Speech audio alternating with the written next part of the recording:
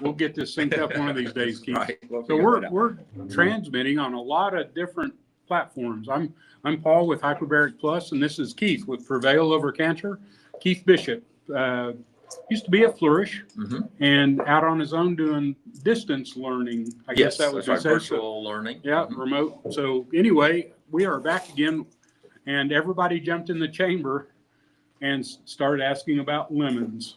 Right. Yeah, last week we got kind of bumfuzzled, didn't know where to go with the conversation. So Keith doesn't know everything. Sometimes he has to look it up. Yes. And I like when people can admit that. Hey, I'm going to stop and I'm going to figure it out, and then we're going to go forward. So that's what we're doing today. So I'm glad you all are with us.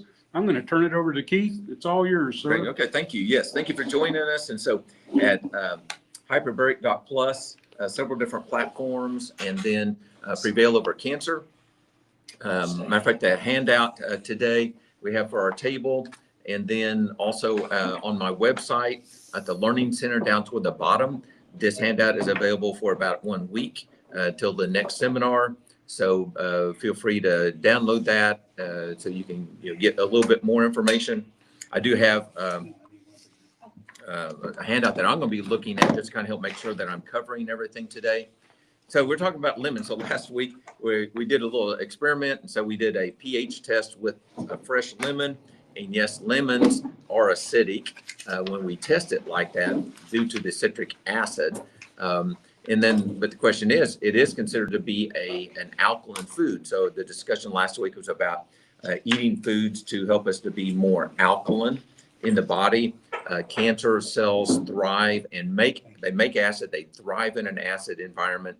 So we can make some minor changes in that alkaline balance by what we eat, and also what we eat, how well we absorb it, and also even with meditation. And we even had a little bit of that in the session today about meditation and helping to live in the present and to reduce that memory, and then reduce that anxiety about the future. So meditation is very important, but in that breathing process, breathing in through your nose, deep breath, and then breathing out through your mouth, you blow off carbon dioxide. That's an acid.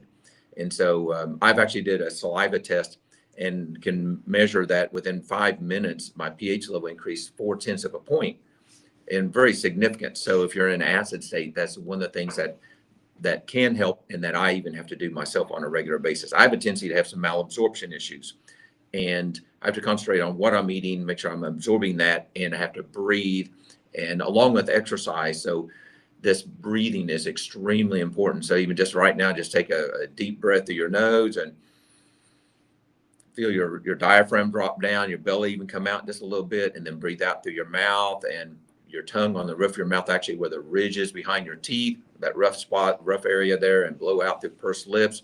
That blowing out blows out acid out of our body. So that breathing is very important.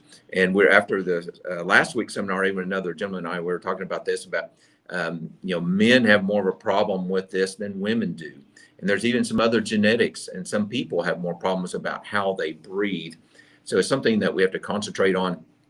Since I'm talking to people almost continuously all day long, I have a tendency to just use I'll call it a chest, a chest breathing, and I'm not doing that deep breath. And so now I make a point when I'm not in the appointments, when I'm not talking, when I'm working on something, creating some content, I'm writing some books, that every time I even just finish almost like a sentence or a paragraph,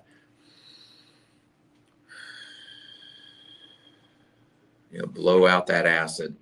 And it's actually just it's a relaxing feeling. So it's very important. So back to lemons. Okay, so lemons, yes, lemons are acidic, but whenever we eat that, that acid also helps us to digest food. So when we digest our food better, we absorb those minerals better. And then the amount of minerals that are in lemons is enough that it actually creates what they call an alkaline ash. But minerals, even though the potassium is not like a gigantic amount in that, but it is actually very well absorbed. And that alkaline ash is minerals kind of like, excuse me, like calcium and potassium and magnesium. But those minerals help to buffer and get rid of acid out of our body. So the overall effect is that lemons, consuming lemons, is an alkaline food overall. And so, but we do want to be careful about some of that. And so we'll go through the handout, make sure I cover everything. So lemons are also rich in vitamin C and flavonoids and citric acid. We'll talk more about that. These antioxidants, hesperidin and quercetin. So actually I did a post recently, if you'll go back and check that on social media, about actually for oranges, which has the greater anti-cancer benefit. Is it the juice, the inside, the pulp, the fiber in the pulp, or the peel that has the most anti-cancer ingredients? It's actually the peel. The peel has a lot more anti-cancer nutrients, including things like quercetin and some luteolin. And so, so very important to actually more like the whole fruit. In a lot of us countries, thank you, a lot of us countries, where we have plenty of food, we have a tendency not to eat the whole thing. And so, so we may not eat those peels. I've traditionally, in the past, I've always put them in my compost pile, and that pile's always going, and I take that and put that into my garden. So it's providing more minerals, yes. But you can also do dehydrate those peels and dehydrate them. You can air dry them. You can do low temperature oven, and temperature needs to be below 135, by the way, to keep from damaging the peels. You dehydrate those, and then they'll keep for a long time, and then you can make teas out of them. Add them to your tea, and whatever kind of tea, what kind of beverage it is, add that lemon peel. So it's very important. And so we're going to talk, matter of fact, I'll just talk about that right now. It's actually organic is actually extremely important if you're going to do the peels, because matter of fact, there's even a news article I saw today pop up on my feed about how fungicides are sprayed on the lemons, and the purpose of that is to keep them from molding in the store, because matter of fact, I have some organic lemons, and they do not last as long as traditional store-bought lemons, because they don't have fungicides. They have a tendency to not be as brilliant color, because organic, they don't use dyes as they do in a lot of citrus. So if it's not labeled as organic, the odds are there's a lot of pesticides, and then they also may be putting in or soaking it in a dye to give it the orange or yellow color. So there's more chemicals that we're exposed to. So once again, so this is going to be a time whenever organic, if at all possible, is going to be good. If not, you can do a disinfecting and washing on that to baking soda and water. So it's like a teaspoon, I believe a teaspoon per 2 cups of water, and you can expand that to larger, and soak your vegetables and fruit. And if you can, do a little bit of a scrub on that, to help wash that off. Softer fruits are like berries. Some of those berries are more difficult to scrub, so you can't scrub them. You can rinse those, yes, with the baking soda and water, help get rid of those pesticides. Yes. My wife uses is it absorbic? No, some sort of citric acid. There's a citric acid actually, like what is in lemons. Yeah. And so so we have to either go extremely alkaline with basic or alkaline like baking soda, or with extreme acid. So yes, so citric acid, or even recent studies showed rice vinegar, extremely acid, was very effective at dissolving and breaking apart those pesticides and fungicides. So she brings everything home from the store, organic or not, and throws it into citric acid bath and sets there for 30 minutes, and then we take it out and let it totally dry, because you don't want to put wet stuff in the fridge. Yeah, exactly. You got to let it dry out. So anyway, so if you're going to be zesting the citrus, which is a great idea, or using those peels in your tea, you do want to either get your organic, and or you've got to be sure and wash that, and to help wash those pesticides off. So we're going to the cancer area first. So actually the topic today is about lemons with cancer and kidney health. We do a lot of things here about kidney function. So the lemons, they do help reduce the risk of cancers. Several mechanisms, the antioxidants I mentioned earlier. Antioxidants repair cells in our body. Antioxidants donate electrons in physics, and repairs that flesh, whether it be the fruit itself, the food, or our body, and keeps it from aging, turning brown, breaking apart. Flavonoids, the same type of a thing. The flavonoids actually are more in the peels. The juice is okay, but the whole fruit is even better, and especially for lemons and citrus. And then vitamin C, of course, we know about vitamin C. That's another antioxidant. One warning about citrus, this time of year is not as much of a concern. We're in the autumn, fall here now in Oklahoma and in North America, so it's not as much of a concern. But during the summertime, consuming citrus while out in the sunshine is a concern. So there are what are called psoralins, chemicals that are in the citrus that has a physical reaction with sunlight. And so the sun actually hits that and I'll say just basically, very simply put, starts vibrating that psoralin chemicals and creates a burn. And those chemicals actually damage the DNA in cells and increases the risk of melanoma and basal cell carcinomas. And so there's also what's called margarita burn. And so people that drink margaritas and out in the sunshine, they have a tendency to have a greater risk of cancer. And even there's a case study where somebody had spilt their margarita drink, and they had it on their hands, and then they actually touched a person and got that on the skin, and that person's skin burned in a handprint. The rest of their skin wasn't as bad as the handprint. So we have to be careful. So as a matter of fact, lemons and the citrus, anti-cancer, except and being fair complected, that's a greater concern in my history of skin cancer. So it's not something that I'm going to be doing in the summertime and going out and working 8 hours a day on the sunshine. This time of year, yes, I'm all about it, always drinking it, and to help rehydration and minerals, but I'm not going to do it during the summertime. So be careful about sunshine exposure. So now this time of year, now we're in the springtime, more in the southern hemispheres. And so I have a lot of clients in Australia. And so this would be the time not to be doing this citrus down there in southern areas in southern Africa and Australia. Kidney stones. So kidney stones, I have had several friends and a lot of clients over the years that have a history of kidney stones. There's a familial inherited tendency for that. And then there's also physical things that can happen. And so, for example, I'm thinking of one person. So he works outside all the time, and history of these kidney stones.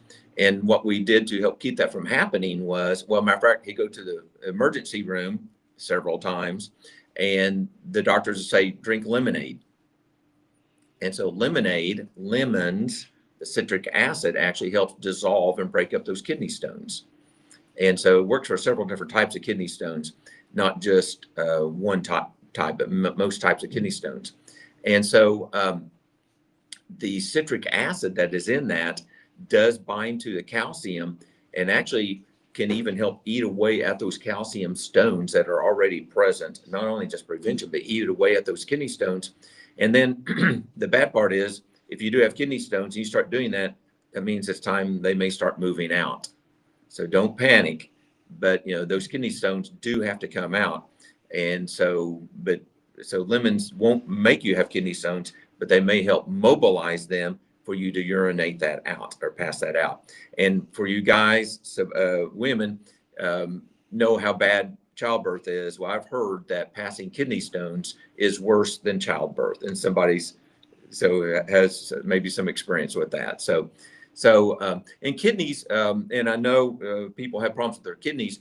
Kidneys, like most organs, have some healing ability and often can get better. So that's our goal, is actually see those numbers get better. Number one, it's a positive thing, even if they don't get worse, because as we're getting older, our bodies are breaking down. And those numbers, matter of fact, I've just seen this almost and most people, just year after year after year, the numbers just keep decreasing gradually, like the rest of our body is aging. So if a person is on a program and their numbers are staying the same, that's a plus. So I'm really all about that. I love that. So the citric acid does bind to the calcium and reduces stone formation, even eats away at that. It helps prevent the crystal growth inside the kidneys. They actually have animal studies. They check that, and they've seen that. And so the best way to do that is actually that lemon juice, in the water, not necessarily the peels. We're talking about the lemon juice has that citric acid. No added sugar. Sugar will make all of that worse. But the lemon juice, you can add a little bit of monk fruit, allulose, or stevia to it if you want to sweeten it up just a little bit. And so I'll do that. I may add just a little bit of monk fruit to it just to sweeten it up just a tad bit. And so those are okay. So fresh lemon juice, like one squeezed lemon, is a great option in most cases for a person with kidney stones to eat away at those kidney stones, prevent those kidney stones, and even help compensate for maybe some bad things that we've been doing. So lemons are acidic. They have a tendency to leave behind what's called a mineral ash. And that mineral ash are minerals, calcium and potassium, that helps to get rid of the acids that buffers. That actually does go into the bones, helps to build up the bones. It creates a buffering system. Buffering means when we do eat some acid, or our breathing, or a matter of fact, everything about our body, the metabolic process of making energy creates acid. So this is something that's just normal for all of us. We make acid, so we can't keep from making acid, but we have to help our body to get rid of the acid. And the way the body gets rid of the acid is actually, another way is through the kidneys. So breathing is part of it. I mentioned that several times, but the kidneys. So that's what I look at. If a person is having a hard time losing weight, I'll look at their pH level, and if their kidneys, urine pH rather, is acidic, then actually that makes it more difficult for them to get rid of toxins. So that's part of the detox process, and that's what the kidneys are doing. So I'll look at that, and we'll try to come up with ways to increase their pH level. Citric acid is also helps out with bicarbonate. So a lot of people are trying to do sodium bicarbonate as a cancer protocol. Well, the lemons actually help boost that, our body's ability to make that. We make bicarbonate in our body. So that's one way to boost that up. So that's part of the sour taste, in the lemon. It's not necessarily the bitterness, but the sour taste comes from maybe the bicarbonate that's in that. So I mentioned earlier about how organic is extremely important to reduce the exposure to those. And then applications, what can we do? So daily hydration, so lemon juice, adding lemon, into our beverages. Just don't add the sugars. Use the natural sweeteners if you have to have that. If you are looking at cancer issues, then you can do the zest, and zest means scrape that. For us guys that aren't chefs, that's scraping that with a grater and getting the little tiny particles of. There's actually lemon zest herbs, spices at the grocery store, at the health food store, where they actually have dried that, they've zested, they grind it up. So those are options. I prefer still to go with organic if at all possible. And by the way, that's a reminder for some of you that are just now tuning in. So the handouts on my website, it's at prevailovercancer.com, the Learning Center, and then hyperbarics.plus has got it on their website probably. And then submit questions. So Ryan is helping us, and so he was going to take those questions. Well, in a few minutes, we're going to go into questions and answer those. So submit your questions about lemons, acid balance in the body, cancer, or anything else. It's almost like open mic. Okay, kidney stone prevention is actually like half of a cup of lemon juice, or actually squeezing a lemon, and there's different sizes of lemons, of course. And so I find that a lot of times the organics have a tendency to be smaller than the other grocery store ones. And so it may take a couple of lemons even. And then mineral support, you can add lemons to all types of things. And so you can use it on your salads, and it increases it. Actually, that acid helps with digestion. It's going to help break down the food. So adding that lemon juice to various different things. You can add to dressings and marinades and teas. As a matter of fact, that's something I hadn't thought about. We use actually some vinegars, to as a marinade meat before cooking, but a lemon juice marinade would be an excellent option because of the antioxidants, along with rosemary and almost any type of an herb is going to act as an antioxidant. There are studies showing that oregano and rosemary in a marinade decreases carcinogens from grilling meat by about 50% or something like that. Very significant. So we always add spices to that mix and let that set, for a while. Consider safety considerations. We have to be careful about photosensitivities. Yes, so if you're going to be in the sunshine, like Saturday, I was going out to help a friend with his cattle, and I did not drink lemon juice that morning because I was going to be out in the sunshine. I don't wear sunscreens. I'm fair complected, and it was a very warm day for October for us. So no lemon then. That night, I probably careful about the lemons, limes, citrus can be very acidic, and acidic enough that if you were to do that every single day, that acid would eat away at the enamel on your teeth. So if you're actually doing straight lemon, you need to be very careful about that.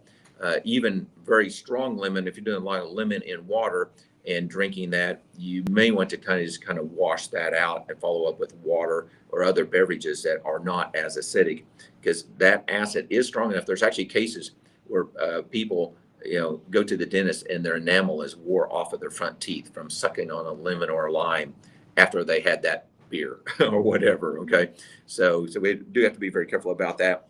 And then even that acid goes into our body. If you find that you do that, and I remember I've had a lot of people mention that they had the lemon and then they had GERD, reflux, indigestion. Well, what happened is that they may have had a pre-ulcer type situation in their stomach, and a wound, had a wound. And if I add a little bit of acid to this sore, that's going to burn. Same thing in our esophagus. So if you have a pre-cancerous or a Barrett's issue or a pre-ulcer issue, which means a wound inside your stomach, and you add that acid in, it's going to hurt. That's a diagnostic kind of tool that you can learn from that and try to figure out, okay, why did that happen? So, but be careful about that. It may aggravate symptoms. And so some people do have Barrett's. Barrett's is a pre-cancerous issue of the esophagus. So be careful about that. If you have pain's a sign of a problem. You have to work with somebody to figure out why did that happen. So a summary, lemons offer antioxidants, anti-inflammatories that decreases redness, swelling, irritation. They have minerals. They do reduce the risk of cancer and kidney stones when used strategically. So an occasional lemon wedge in a beverage is okay, but it's probably not enough to have a major impact. So choose organic when possible. Avoid sun exposure immediately after you drinking lemon, or getting it on your body or getting that into your body. And so, and that may last actually for about 6 hours. After about 6 hours, that is going to be out of your system. So like you could have lemon maybe the night before, or lime the night before, and then the next day, 12 hours later, I wouldn't be concerned about it, because that probably is not a low enough of a level of minor issue. So I had a friend, and so this is not medical advice by any means. I just share stories. That's all I do. So I had a friend that he was about 70, and he had his PSA numbers went up. And so he went in, they said, yeah, you got the very beginning of prostate cancer. And so they said, this is not an aggressive cancer, and you probably would die with it with very minimal intervention. And so he found a book called The Whole Lemon. Okay. And The Whole Lemon is no longer out there. You cannot find that book. It disappeared. But he took a lemon and ground it to a pulp, something you could drink, and that's all it was that organic lemon ground up, and he drank it every morning and then rinsed and brushed his teeth so that he wouldn't have the enamel issues. Right. But he was able to monitor that with his PSA. Every time he went to give blood, he monitored his PSA levels, and they continued to come down to where there wasn't any PSA numbers to be concerned about any longer. So again, not medical advice. It was some prostate cancers are aggressive. Yes, they are. You wouldn't do that. But Well, it may not be enough. yeah. Right. So working with his doctor, he said, hey, let's do this. And so his PSA numbers went down over the course of 5 or 10 years, and he never had to deal with it. So there are options out there, and unfortunately they are disappearing. Yeah. So I can't believe that. So it's a shame that book is no longer readily available. Maybe, I don't know, maybe there's can't find I it. looked for it for a friend of mine the other day, and I can't find it. So he sent me some information where to get it. This has been about 6 months ago. I don't remember the details, but every time we talk about prostate cancer or cancer in women's, I remember his story, and that's exactly what happened. So the peels of lemons lemons, limes, oranges, citrus do have a lot of anti-cancer nutrients. Now we have to be a little bit more careful about grapefruit.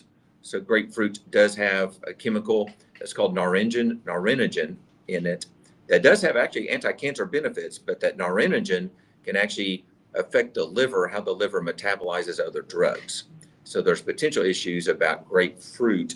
It's a little bit different than most other citrus, on that. But the citrus peels are anti-cancer. The juices are great for other things. Yes. So if you have questions, go ahead and submit those. And so, yes, a question. Well, I think you just answered it. I'm allergic to lemons. Oh, okay. Allergic to lemons. Okay. So you could use a different citrus fruit and still get benefit. Definitely. Other citrus fruit would work. And remember, but they're all a little bit different. And so they have little different type chemicals in those. And so, pass that microphone around. And so they do have a little bit different chemicals. But yes, so if you're allergic to lemons, limes, how do you do with limes? Fine with limes. Okay. Limes, oranges, tangerines, grapefruit, they all do have similar, but still a little bit different type chemicals in those. And actually the whole fruit. So it's not just, there's also seeds, probably, I haven't evaluated that, but, so the whole fruit would have some, maybe even some better benefits overall, but you can dehydrate those. And that's something we're going to start doing, is dehydrating those lemon peels instead of just throw them away. I mean, well, we're composting them, but I think it'd be a great option adding it, to that tea, to a brewed tea, put a slice of that in there. So dehydrating will encourage the long-term storage, on that. So, okay. Yes. I got 2 questions for you. Number one, the mineral support, adding lemon to leafy greens. That sounds delicious, but my wife insists I have to have my apple cider vinegar. Can you mix the two? Or is that too much acid? Well, you probably could mix the two. So it's very interesting studies about how apple cider vinegar, actually consuming that before a meal helps lower blood glucose levels. And it changes about how the body's going to absorb glucose. And there's actually studies showing that it lowers A1Cs, average blood glucose, with time. And you probably could do it. Actually, the test is going to be to see if it hurts your stomach or not. Would be the main thing. But you definitely could do that. Or do you do apple cider vinegar? Well, I do vinegars with my salads. Do you do it? Is she doing it in the salad? Yes. Okay, yeah. I think you probably could do both. Just kind of depends. Have to pay attention to pain. Just try it. Yeah, try it and see. Okay. More than likely, we probably could do that. Yes. Other The question? second question was, you mentioned lemon wedge in your drink, like at the restaurant. Not at the restaurant. I squeeze the lemon in my tea or water, and then I eat all the rest of it, the peel and all. And I don't do this every day. I do it, well, we haven't been to a restaurant in 8 months. For the same reason you don't eat a lemon at a restaurant. So I guess what's your question about that? Is that good or bad? Okay. Well, I've done the same thing, yes. But knowing how, unless it's an organic lemon, your lime, there's probably chemicals involved, in that. Did they wash it? Probably not. They're not going to soak it in baking soda. That's not going to be a time, money efficient, process. So, I'm more careful about my water sources now. And so if I'm at a restaurant, I'm trying to avoid the ice nowadays. And so ice has a tendency that the machines have mold and bacteria in the machines because they don't clean those, and they're sitting there forever and they never clean them. And then now the lemon and lime, I'm a little bit more cautious about it. I still will do it because most of the time I do okay. I don't think we have to be perfect. So I will still do a lemon, wedge, with my beverage at a restaurant. There are studies on lemons in restaurants. Oh, okay. About contamination. And when you read that study, you will not eat lemons in restaurants. So I view That's that as all I'm saying. I view that as challenging my immune system.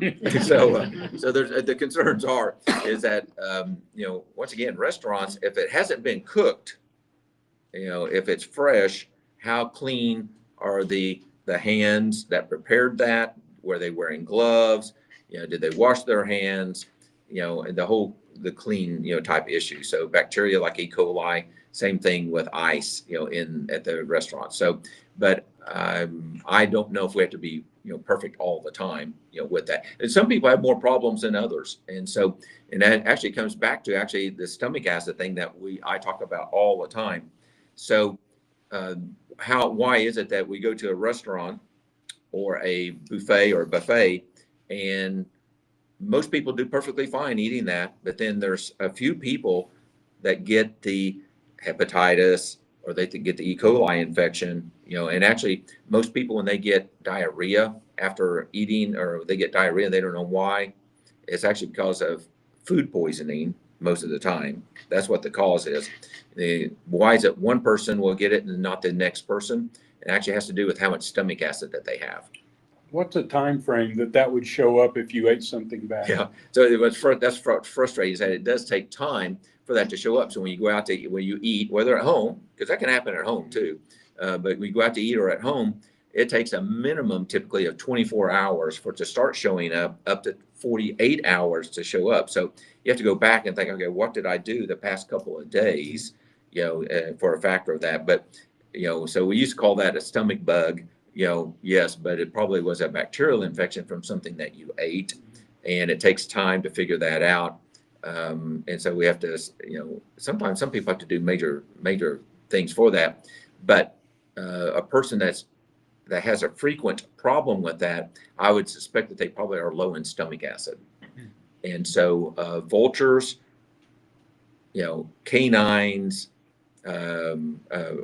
carrion, I guess is a term for that, but the birds that can eat decaying dead meat, they have a lot of stomach acid, and their stomach acid digests and breaks down that bacteria, and they don't get sick, or we do. And even amongst us, everybody's a little bit different in that stomach acid. So actually, when I go out to eat, I make a point, I almost always take my hydrochloric acid, betaine HCl capsules with my meals, because I have a tendency to be low in that, and I might have a problem with that. So actually, since I've been doing that, I can't think of a diarrhea, food poisoning issue in many years, since I've been doing that. Yes. Okay, second part of my last question, getting off the restaurant thing, but if I eat the entire peel and everything of an organic lemon, is that going to hurt anything with my stomach, or just, is there anything I'm supposed to look out for other than the enamel on my teeth? So is eating the entire inside of a lemon peel? Yeah, I'd start a little bit lower, and because there are actually some oils and some of these chemicals that we think of as being beneficial could be a shock to your system. So I wouldn't jump in and do a whole lemon, peel. No, a wedge. A wedge, yeah. As far as a wedge, I wouldn't be concerned about a wedge probably, unless a person's allergic. But I would think that, a wedge you'd be okay with. I'd be more concerned about the whole lemon at first. But with kind of gradually increasing that, I would not be concerned about that. I'm not gonna eat a whole lemon. So, yeah. Not like that. Yeah. So, okay. I can only handle 2 wedges. Okay. So any questions coming in? I want to touch on a topic. Okay. So another, So if you would send your questions in, Ryan's getting ready to print them off. But I wanted to kind of come back to, we talked a lot about yogurt. Mhm. And I had a client that came in after a month of being away, and he was very kind. He had nothing bad to say, but he said, Paul, you got me on this yogurt. And we've been in the hospital twice in the ER. And I'm like, dude, so we're talking. And what happened was he just started out, he and his wife, who were about 80, just started eating 4 ounces of yogurt. And in a couple of days, it caught up with him. And so they had loose stools for a while. And he never calmed down. He never slowed down. He continued the yogurt. So what I wanted to say and make people aware of is, you hear us talking about yogurt all the time. You don't start at 4 ounces. You start, especially if you have anything that you're compromised, you start at a teaspoon or a tablespoon and see what happens the next day, and then build up to 4 ounces. But Yes. they really impacted their balance, as you called it when we talked about this. Their gut, they got something out of balance in their gut. That's and correct. it responded in a bad way. And he never called me. He never talked to you or me, which so anyway, all these things, just like we were talking about the lemon. You don't start at a whole lemon. Take a wedge or take a quarter of it, grind it up, or grind the whole thing up. And if nothing happens that day, then take the rest of it the next day. But all of these things, when you start impacting, you say, man, that sounds like a great idea. You got to ease into it. So anyway, I just wanted to, you and I, we think that that's just what you do, but unfortunately that's not what Yeah, happens. there's a lot of, and that can happen. As a matter of fact, I've known people even just taking a probiotic that they got at the health food store or a discount store even, and they start having problems because it created an imbalance. And so we have to back up and evaluate, why did that happen?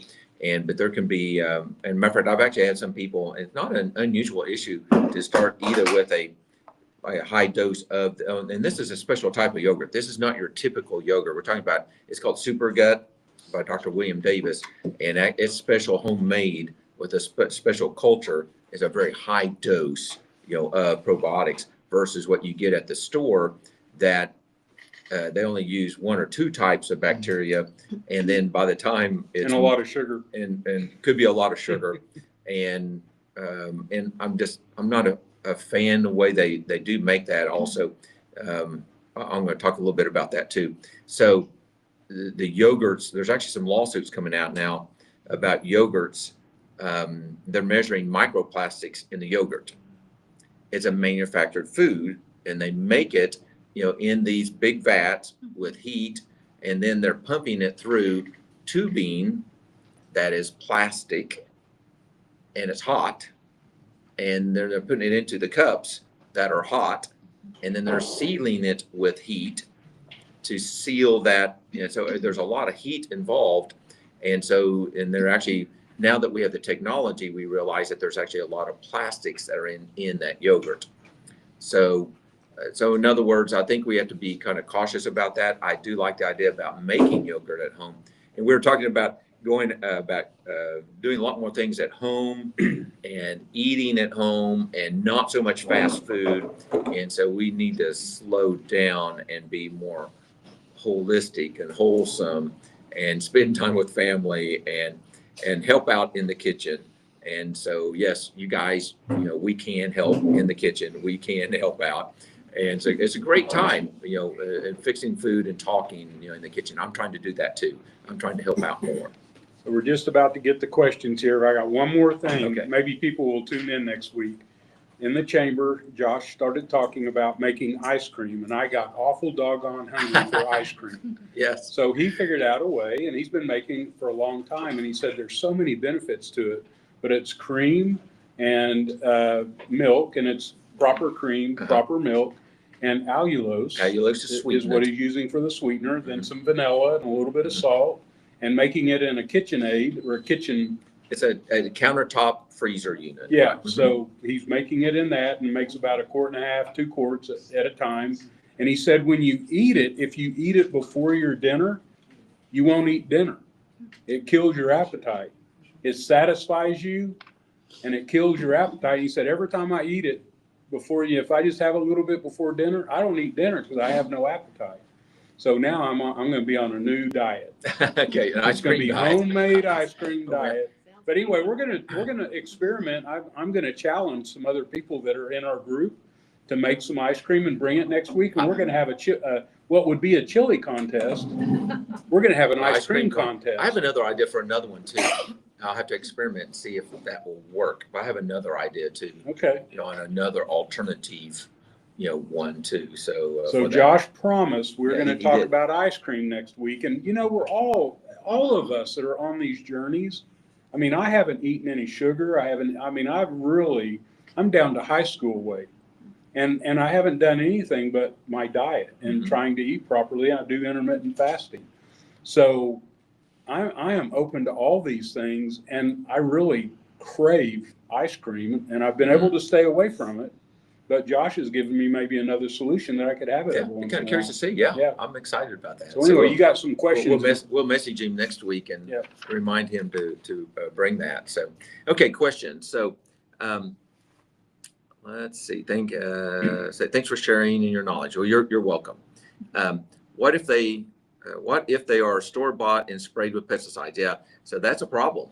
It really is. So, I don't know if I would zest an unorganic, because that is probably infused in that peel. And so, matter of fact, a lot of people, I make posts about this all the time, how actually the peel of vegetables and fruits have more anti-cancer ingredients than the rest of the flesh. Okay. And so, but, if it's not organic, I can see why people want to peel the apple. Okay. But you're losing the quercetin if you do that.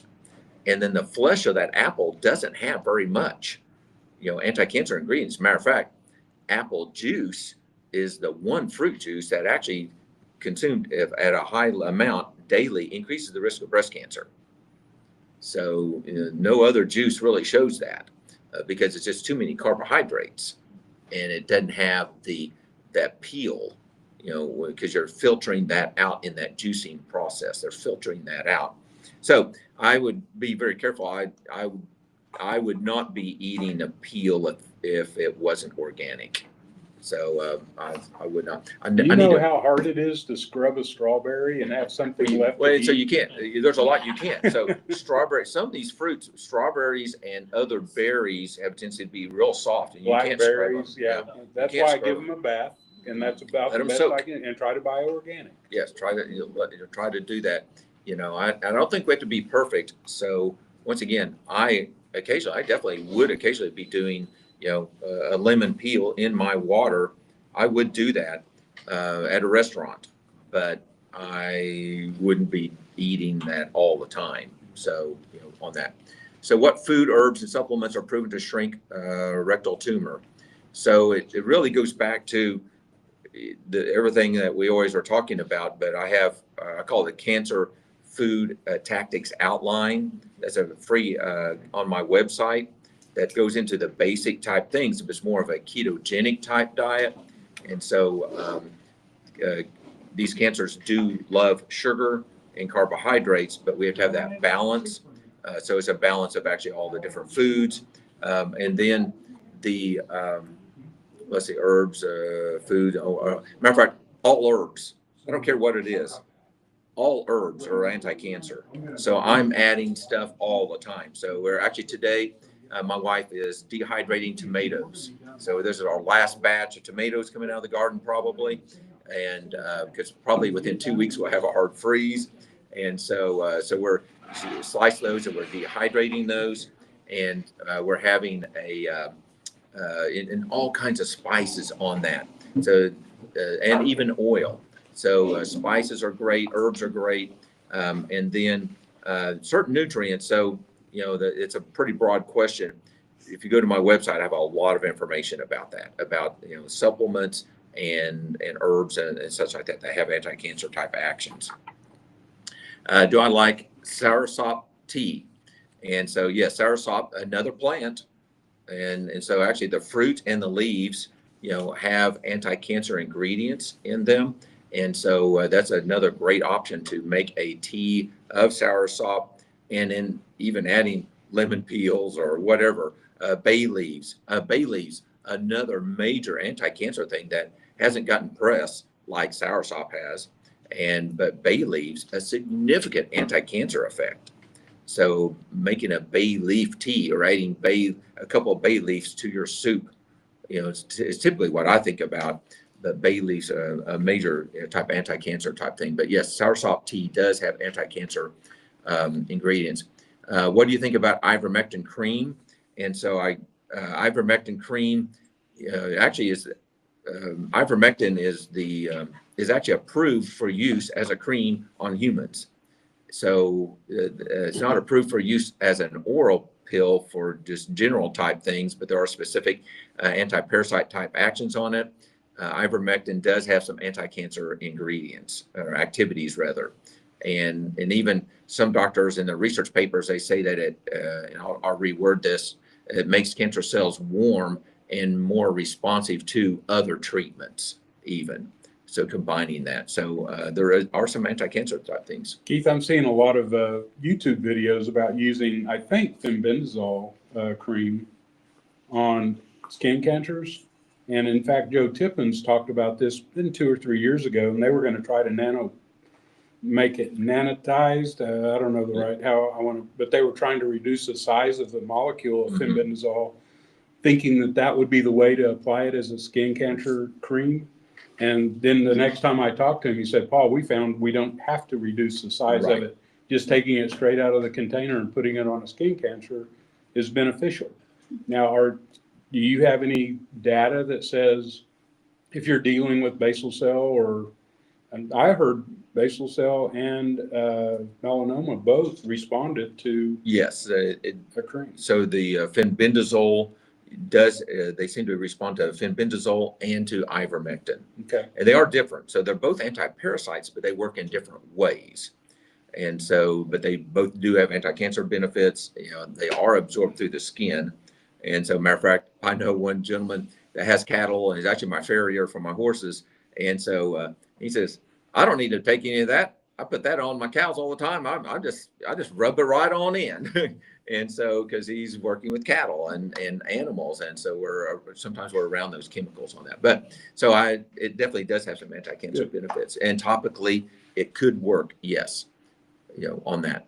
So frankincense oil, how much of it should be consumed in cancer? Any other essential oils or supplements that can shrink tumors? So yes, frankincense oil has what's called boswellia in it, and boswellia is also a major anti-inflammatory and a major anti-cancer type thing. Oklahoma Memorial Research Foundation is even doing research on one variety of boswellia that has a significant I believe it's ovarian cancer effect. And so this particular ovarian cancer that they're studying in a laboratory situation, and then they're actually adding a couple other things to it to see if they're getting a synergistic or an enhanced effect, you know, of that. So yes, frankincense, definitely. How much, we don't really know. It's not been studied in humans, and so it's not officially approved for human use. And so there's a lot of supplement companies that have that. The oncoadjunct product, Pathway 1, does have that built into it. And actually, it doesn't taste very good. It's actually very bitter. And so, there's only a few countries or regions, rather, of the world that have that tree, that they can get that resin or rosin from that tree. So that's why it was given as a gift to Jesus, because it was a very special type thing. Any other essential oils? And so, yes, there are some other potential oils, but there's a but. And my concern is a lot of oils is how they're made. And so they often use solvents to extract that out. So to get these oils out of a seed or a plant, you know, it's not just like it just pops out of that plant. they have to do treatments to it, physical treatments, and often they're going to use pressure and or they're going to use chemicals to dissolve and bring those oils out, and then they have to wash that solvent out. And some of those solvents I'm concerned about, and the companies don't tell us what those are. So I'm just a little bit concerned about that. They could have some benefits. I'm not an expert in that, but I know I've tried using a few oils and on my skin and actually burned, got burns from those oils. So we do have to be careful about that. And I'm not an expert in that. But, if there's a line that has organic, sources, that would be my preference also, because once again, where did they get that plant from? What are the chemicals they used in making that? They're not required to say. So, in that area. So I'm just a little bit concerned about that. Food supplements, herbs. Oh, well, we mentioned that one already. So on that. Okay. Any other questions? Matter of fact, any of y'all have any questions? Anybody else have anything? What is Solaris? Or P-S-O-R-A-L-E-N. Yeah, Sorlin. Sorlin. Yeah, Sorlin. That is going to be that's the one where the sunshine hits that chemical, and if that chemical is in our body, matter of fact, it's a photoreactive type symptom. Matter of fact, one of my clients did chemotherapy, and then they went out to go see the grandkids play ball this weekend, and he got burned real bad. So the sun hit that chemotherapy drug and created a burn reaction. It literally vibrated the chemical, and it did a thermal burn from the inside of his body. And so the Sorlin is a similar type thing, probably, in that the Sorlin itself might be damaging the DNA, but we add sunshine to it. Now it really has tendency to damage DNA in skin cells. So that P is silent. So I know that you talked about it, but I couldn't remember. Yeah, that's right. Yeah, exactly what the Sorlin did. Exactly. That's a different name and spelling from what we're used to. So there are a lot of medications, a lot of pharmaceuticals that they say stay out of the sun after you take them. Correct? That's right. That's correct. And matter of fact, for that reason, some of them are also some anti-cancer things too. So there's some repurposed medications, and one of those is going to be doxycycline that a lot of people are taking with cancer as a repurposed medication. Well, that is a tetracycline, and it definitely can create some bad burns. So we have to be careful about sunshine exposure. And even I'd have to look up and before going into red light about, some drugs like that. There is a potential interaction with that. well, Keith, as always, why don't we use that as a place Okay, to stop? sure. I like scooting over next Yeah, to you at the end here. So anyway, this is Paul at Hyperbaric Plus, and we've finished another segment. I encourage you to look in next week, and we're going to be doing ice cream. Yes. I can't get my mind off that. I'm waiting for that. That's going to be fun. But if you all get a chance to experiment in this week with ice cream, it'd be something to note. You can comment on it and tell us what you did and how you liked it. And I'm really looking forward to it. I'm going to be spending my weekend making different Yeah, ice so that creams. was it. And I want to stress that was allulose. Allulose. Allulose sweetener. Yep. And when a word ends in OSE means it's a sugar, but it's a sugar that does not raise our blood glucose. Right. And if anything, it even maybe, in this case, actually helps the good bacteria to grow. Right. And so that may be the GLP-1 type situation that actually our body makes that chemical and gives us a satisfied feeling. Mhm. That's what Josh was talking Yeah. about. Yeah. And Josh he doesn't do anything bad. No, that's right. He's When he was in there talking about ice cream, I said, man, that's not what you usually talk about. And he goes, oh, no, it's good. So yeah, anyway, I encourage you to tune in next week. Again, this is Keith with PrevailOverCancer.com. I'm Paul with Hyperbaric.plus. Check us out. If you're in town, come dive with us. It's a lot of fun, and you get to meet a lot of people that are on their own journey, and they get to share. Mhm. And that's, we go scuba diving. We're not medical. We're a non-medical cancer support is the way I talk about what we do here. And that means there's no HIPAA. I really think when people are locked into HIPAA, they're afraid to talk, and we don't get to share different stories. And that's not who we are. So we come in, and a lot of my clients love to share what they've been able to accomplish. And anyway, I appreciate you being here to help No, drive sure, my that pleasure. conversation and to keep it between the ditches. I don't want bad things being shared in here, so it's fun to dive with Keith. And he's had to pull me back a couple of times, something I thought was right. And he said, hey, wait a minute, Paul. Yeah. So it's good to have him. I'll call him our referee. Okay. So- Okay. Anyway, come back and see us next week. Looking forward to it. And until then, see you later. Okay. Bye.